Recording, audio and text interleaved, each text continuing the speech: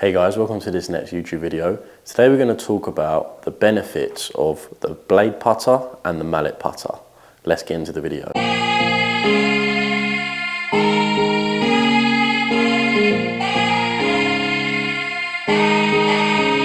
So when picking a putter, this could be the main question that you ask yourself, and that's going to be, what head type do you want? Do you want a head type that is more blade-like, or do you want a head type that is more mallet-like? Now what we'll do is we'll discuss the benefits of each, because each have their own different sort of benefits, and based on your tendencies, based on your weaknesses, based on your strengths, you could then pick which style of putter may suit you best. So let's start with the blade putter. A blade putter, as you can see, is the one that is slightly thinner, nothing that is too big and chunky at the back. Blade putter is generally going to be a little bit lighter, obviously because there's going to be just less square footage of head, if you like, so the weight is generally going to be a little bit less.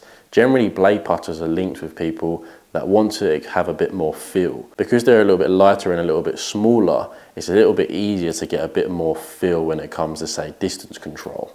So this more traditional looking design is just going to provide a little bit more feel and a little bit more feedback. So if you're a player that wants to get the most amount of feedback from your putter, then maybe the blade is the right choice for you.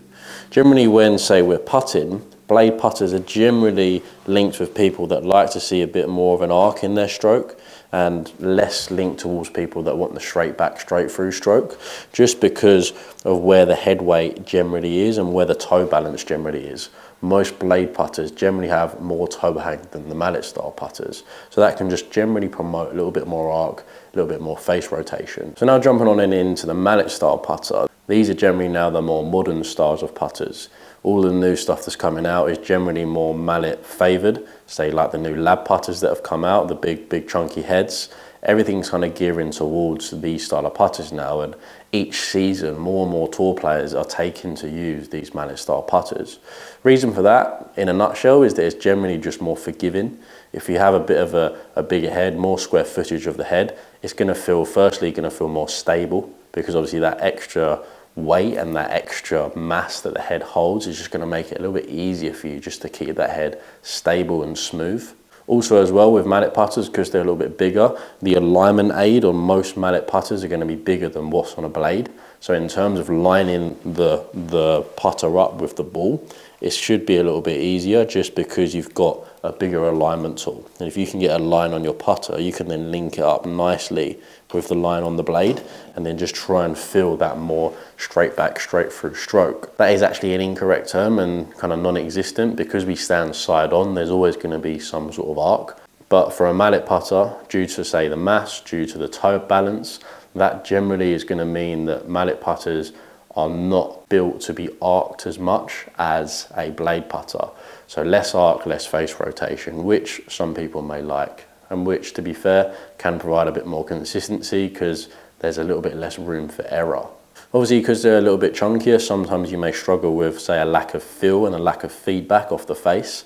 So when picking your mallet putter, I'd always opt for the style that you feel you still have the most feedback with and the one which you feel the most comfortable with.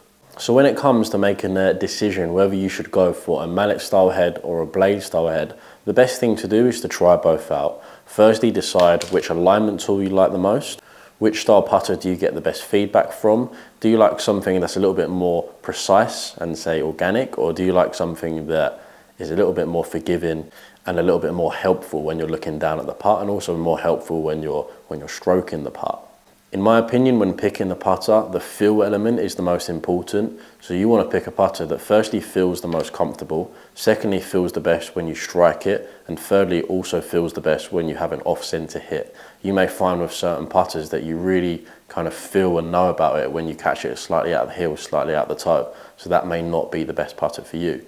Whereas if you find a putter that firstly you like the look of it, you like the alignment tool it has, so you're comfortable when it's sitting down on the green, and also when you strike it out the middle, but also not out the middle, you feel happy with it. As we're not going to strike every putt out the middle, so it's important to factor in how our putter reacts when we have a slightly more off-center hit. So that's just a little bit more about, say, blade putters and mallet putters. When getting a proper fit in and when deciding what style putter you should have, there's obviously loads of other factors like length, grip, loft, lie, face balance, and also what brand it is as well. You might have a specific brand that you like the look of or the feel of and feel the most comfortable with. So again, I hope you found that video nice and informative. If you can like and subscribe, I'd really appreciate it, and I'll see you next week.